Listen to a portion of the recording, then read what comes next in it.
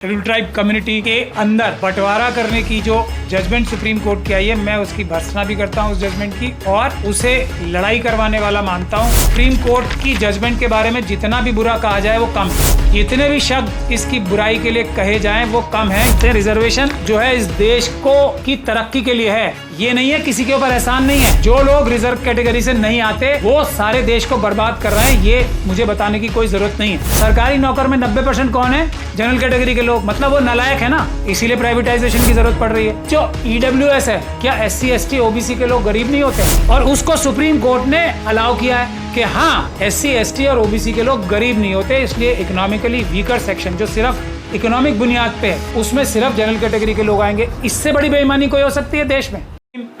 और अस्सलाम वालेकुम, मेरे साथ दहराम बदलिया साहब हैं, जनरल सेक्रेटरी हैं national action forum for social justice के। कल एक भारत बंद का ऐलान है और मैं यहाँ उस भारत बंद का जो कि सब क्लासिफिकेशन शेड्यूल ट्राइब कम्युनिटी के अंदर बंटवारा करने की जो जजमेंट सुप्रीम कोर्ट की आई है, मैं उसकी भर्त्सना भी करता हूँ उस जजमेंट की और उसे लड़ाई करवाने वाला मानता हूँ। उससे किसी का भी कोई फ़ायदा नहीं होगा ऐसा मैं मानता हूँ। तो मैं ये जो प्रोटेस्ट हो रहा है, जो पूरी तरीके से संवैधानिक, पूरी तरीके से शांतिपूर्ण ढंग से और पूरी तरीके से कानूनी ढंग से होने जा रहा है, उसका मैं समर्थन करता हूँ। लेकिन साथ साथ मैं ये भी कहना चाहता हूँ कि मेरा पर्सनल ओपिनियन जो है ये भी है कि वाल्मीकि समाज एक ऐसा समाज है हमारे देश में जिसका हक किसी भी और समाज से, ये भी मेरा जाती ओपिनियन, देश की संपदाओं पे है, क्योंकि वो सबसे ज़्यादा मुश्किल काम करते हैं, सफाई करते हैं देश की और देश को बीमारियों से बचाते हैं। और डॉक्टरों को जितनी, क्योंकि ये डॉक्टर से भी ज़्यादा अच्छा काम कर रहे हैं, उनसे भी ज़्यादा महत्वपूर्ण कार्य कर रहे हैं, तो इनको तनख्वाहें या पैसे डॉक्टर से भी ज़्यादा मिलने चाहिए और इनको मिल रहे हैं सबसे ज़्यादा कम। अगर इस सरकार के मन में वाल्मीकि समाज के लिए या किसी भी और पिछड़े समाज के बारे में जो सबसे पिछड़ गया है, शेड्यूल कास्ट में भी मान लेते हैं, इतना सा भी प्रेम होता तो सबसे पहले वाल्मीकि समाज की जो एक ऐसी मांग है जो उनसे रोज छीनी जा रही है कि हमारी नौकरियां ही पक्की दे दो हमें, तो जो सुप्रीम कोर्ट की जजमेंट, जो सरकारें कभी सफाई कर्मचारियों को पक्की नौकरी देने में समर्थ नहीं हुई या देना नहीं चाहती, जानबूझ के नहीं देती, वो क्या वाल्मीकि समाज को या किसी भी अन्य समाज को, धानुक समाज को, किसी भी समाज को क्या IAS की नौकरियां देने की कोशिश करेंगे? उनका मतलब सिर्फ और सिर्फ लड़ाई कराना है। तो मेरा नम्र निवेदन ये भी है, जो लोग कल हम लोग सब प्रोटेस्ट करने जा रहे हैं, जो प्रोटेस्ट करने जा रहे हैं हम कल, जो भारत बंद करने जा रहे हैं, उसमें एक चीज़ का ख्याल रखना बहुत ज़रूरी है। जो भी हमारे भाई और बहनें ये जजमेंट का सपोर्ट करने सड़कों पर निकले तो उन्हें बहुत प्यार से और इज्जत से ट्रीटमेंट देनी है, उनको पूरी तरीके से रिस्पेक्ट देनी है, क्योंकि हक अधिकार उनका भी है जो कि छिन रहा है। सरकार ने सुप्रीम कोर्ट के माध्यम से जानबूझ के सरकारों ने इस तरीके से आर्ग्यूमेंट की कि ये जजमेंट आए। मैं ऐसा नहीं कह रहा हूँ कि सरकार की बहस करने से ही ऐसी जजमेंट आ गई, लेकिन पूरी ताकत लगाई गई इस बात की कि आपस में लड़ाई कराने वाला ये फैसला हो जाए। तो सरकार ने, जैसा मैंने अपनी जंतर मंतर की भी स्पीच में कहा था, सुप्रीम कोर्ट में इस तरीके से बहस करके और सुप्रीम कोर्ट की जजमेंट के बारे में जितना भी बुरा कहा जाए वो कम है, जितने भी शब्द इसकी बुराई के लिए कहे जाएं वो कम है, ये मैं प्रेस पे बोल रहा हूँ। और सुप्रीम कोर्ट का जो बिहेवियर है वो इस प्रकार का है कि हमारे दोनों पड़ोसी देशों में सुप्रीम कोर्ट के चीफ जस्टिस का अभी बांग्लादेश में इस्तीफा लिया गया है और पाकिस्तान में अभी सुप्रीम कोर्ट के चीफ जस्टिस का घेराव हो रहा है, शायद आजकल में हुआ है। ये क्यों हो रहा है ऐसा? क्योंकि इस प्रकार के फैसले आ रहे हैं जो कि जनता को बिल्कुल भी समझ में ही नहीं आ रहा कि इतना बड़ा अन्याय हम पे कैसे थोपा जा सकता है। तो इसमें Supreme Court as a institution की गलती नहीं है। जो लोग इस तरह की जजमेंट्स लिख रहे हैं और 4 सुप्रीम कोर्ट के जजेस कह चुके हैं कि हम पे दबाव है, जो लोग दबाव में आके इस तरह के काम कर रहे हैं ये उनकी गलती है, तो जनता को ये समझना चाहिए। अब मैं ये जजमेंट जो खराबी करती है उस पे आता हूँ सीधे सीधे। ये अगर वाल्मीकि समाज को, धानुक समाज को या किसी भी मूसाहार समाज को, किसी को भी अगर कुछ देने वाली होती, 1% भी अगर देने वाली होती, तो मैं इसका सबसे बड़ा समर्थक होता, चाहे पूरी दुनिया मेरे खिलाफ हो जाती। मैं ये बात खुल के कहना चाहता हूँ, अगर ये 1% भी उनके फायदे की होती तो मैं इसके समर्थन में खड़ा होता, चाहे पूरी दुनिया एक तरफ हो जाती। लेकिन इनसे किसी को भी, वाल्मीकि समाज को या किसी को भी इतना सा भी लेश मात्र फायदा नहीं होने जा रहा, ये मैं गारंटी के साथ कहता हूँ। और आने वाले समय में कुछ महीनों में, 6 महीने तक, साल भर तक ये बात सभी समाज के लोगों को क्लियर भी हो जाएगी। तो जो लोग उनसे नाराज हो रहे हैं उनको भी अपनी बात को सोचना चाहिए दोबारा, कि अगर वो कल इस जजमेंट की सपोर्ट करने के लिए कुछ लोग आते हैं तो उनकी नासमझी समझनी चाहिए।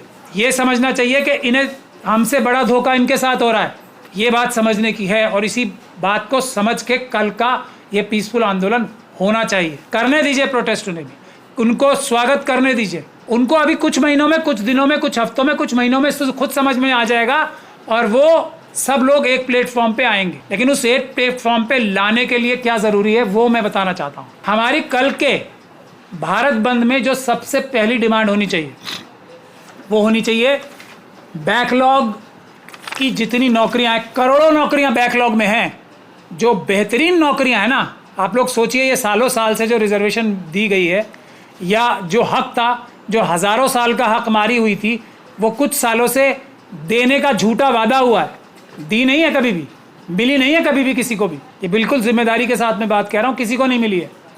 एक आध मुंह दिखाने के लिए किसी को मिलती है, सिर्फ मुंह दिखाने के लिए। और वो कौन सी मिलती हैं?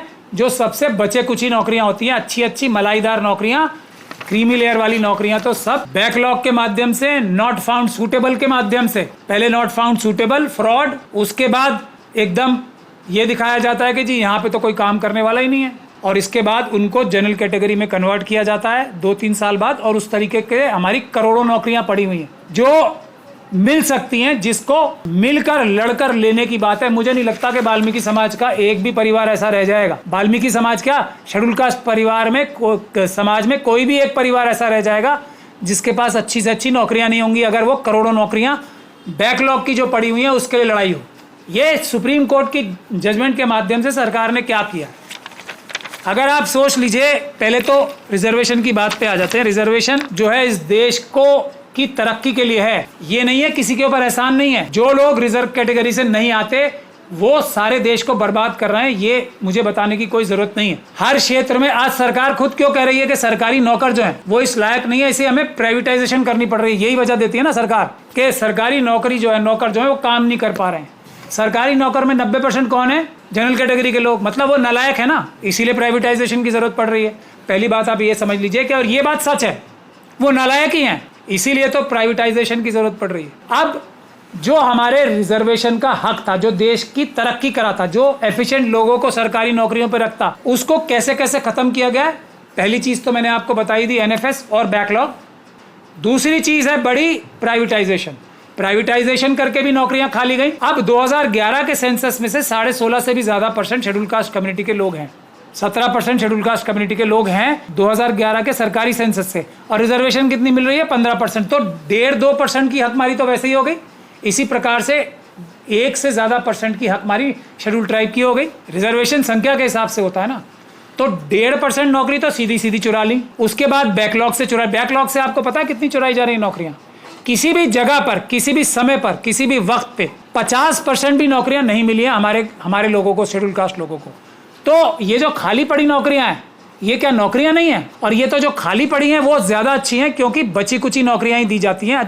अच्छी नौकरियां तो वो जनरल कैटेगरी के लिए उन्होंने रिजर्व कर ली। तो अगर हम बैकलॉग के लिए लड़ाई करेंगे, अब तीसरी सबसे बड़ी चीज़ जो लेटरल एंट्री, और चौथी चीज जो ईडब्ल्यूएस है, क्या SC ST OBC के लोग गरीब नहीं होते हैं? और उसको सुप्रीम कोर्ट ने अलाउ किया है कि हाँ, SC ST और OBC के लोग गरीब नहीं होते, इसलिए इकोनॉमिकली वीकर सेक्शन जो सिर्फ इकोनॉमिक बुनियाद पे है, उसमें सिर्फ जनरल कैटेगरी के लोग आएंगे। इससे बड़ी बेईमानी कोई हो सकती है देश में? तो हमें ये सब चीजें देखनी है, हमें 3-4 चीजें अब करनी है। और वो हमारा, एक तो हमें डायलॉग करना बहुत जरूरी है सबके बीच में। नाराजगी किसी को किसी से नहीं होनी चाहिए। सरकार ने लड़ाई कराई है, हमारी लड़ाई नहीं होनी चाहिए। खास तौर पे जो ऐसे समाज हैं जो संख्या में ज़्यादा हैं, शेड्यूल कास्ट में भी, उनसे मैं निवेदन करता हूं कि बहुत ही प्यार और मोहब्बत के साथ ऐसे समाजों से बात करें जिनको झूठ बोला गया है इस जजमेंट के माध्यम से कि तुम्हें कुछ फ़ायदा होगा। और हमारा एक जॉइंट कैंपेन होना चाहिए साथ के साथ में। क्या?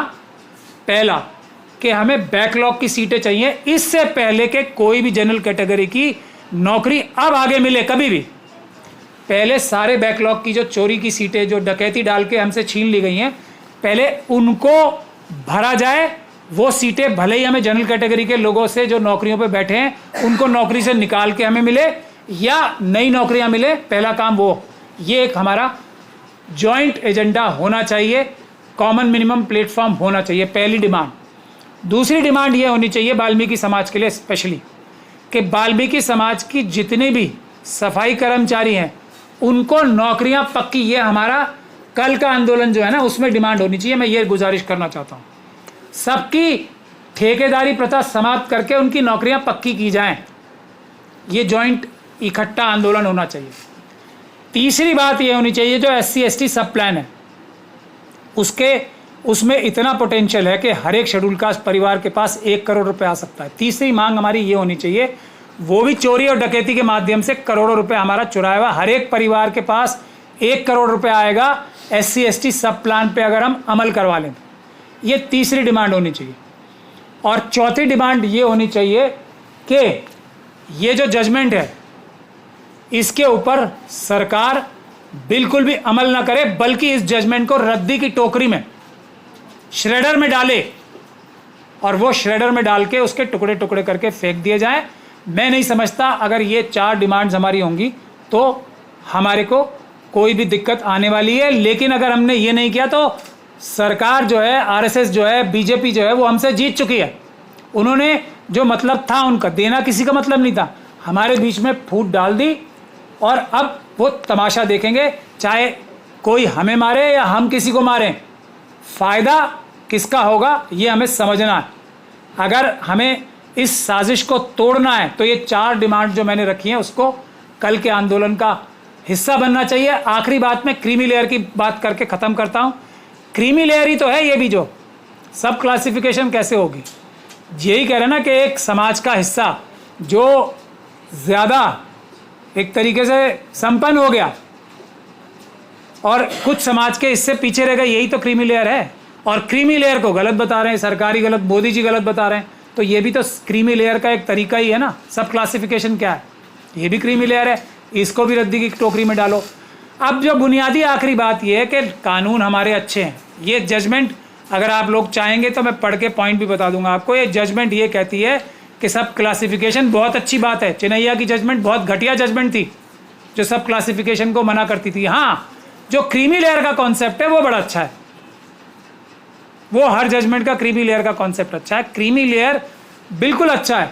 लेकिन इस देश में जब राष्ट्रपति क्रीमी लेयर की पोस्ट पे की जगह पे आ जाएगा तब हम मान लेंगे कि कोई क्रीमी लेयर होती है इस देश में। इससे पहले रामनाथ कोविंद जी राष्ट्रपति थे, उनको मंदिर में जाने से रोक दिया गया, तो वो स्वयं, उनका परिवार, उनका समाज तो दूर की बात है, राष्ट्रपति जब महोदय खुद राष्ट्रपति पद पे थे वो क्रीमी लेयर में नहीं आ पाए, तो वो जनरल कैटेगरी के बराबर नहीं आ पाए, तो क्रीमी लेयर में कहाँ से आ पाएंगे। तो क्रीमी लेयर हमारे देश में राष्ट्रपति को भी प्राप्त नहीं है। और ये शेड्यूल ट्राइब की जो हमारी राष्ट्रपति महोदया हैं उनको भी मंदिर में जाने से रोक लिया गया। तो जब राष्ट्रपति स्वयं पदासीन राष्ट्रपति महोदया और राष्ट्रपति महोदय क्रीमी लेयर में नहीं आते तो इस देश में कोई क्रीमी लेयर में आज तक तो नहीं आया है।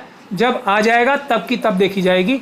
अभी क्रीमी लेयर को भी वही मैं कह रहा हूँ श्रेडर में डालना चाहिए, डस्टबिन में डालना चाहिए। जो इन सब बातों की बात करता है वो फ्रॉड करता है, वो धोखेबाज है और बेईमान है।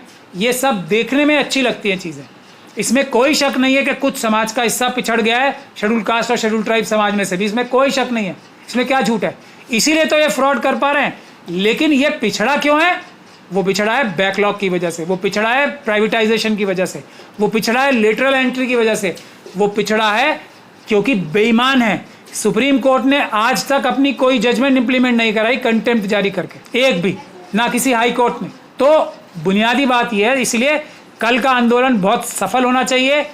और कल आप सब लोग कैमरे लेके जाएं अपने, क्योंकि आरएसएस के लोग ही इसमें हिंसा करते हैं। आरएसएस और बीजेपी के लोग इसमें हिंसा करवाना चाहेंगे और करेंगे, तो उनकी वीडियो जरूर बताएं। हम सबको कानूनी मदद भी करेंगे और कल सड़कों पे भी रहेंगे इस आंदोलन का समर्थन करने के लिए। बिल्कुल निश्चिंत होकर पीसफुली प्रदर्शन करें। अंबेडकरवादी कभी भी हिंसा का प्रयोग नहीं करते। ये भी हमारे लोग कुछ बैकफुट पे आ जाते हैं ना, ये कह के हम ही अपील कर रहे हैं हिंसा नहीं करनी। हमारे लोग कभी हिंसा करते ही नहीं है, ना आज तक पहले किए, ना आगे कभी करेंगे, ना कल करेंगे। जो हिंसा करते हैं वो स्पॉन्सर्ड लोग होते हैं, वो आरएसएस और बीजेपी के लोग भेजते हैं, और बिल्कुल भी उनसे घबराना नहीं है, उनकी वीडियो बनानी है। हम सबको सज़ा दिलवाएंगे। ये पीसफुल आंदोलन है, हमारी संख्या की लड़ाई है।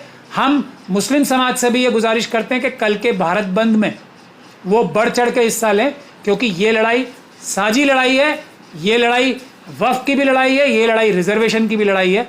अभी एक और आंदोलन होगा जो वक्फ के बारे में होगा, इसका ऐलान भी हम 2-3 दिन में करेंगे।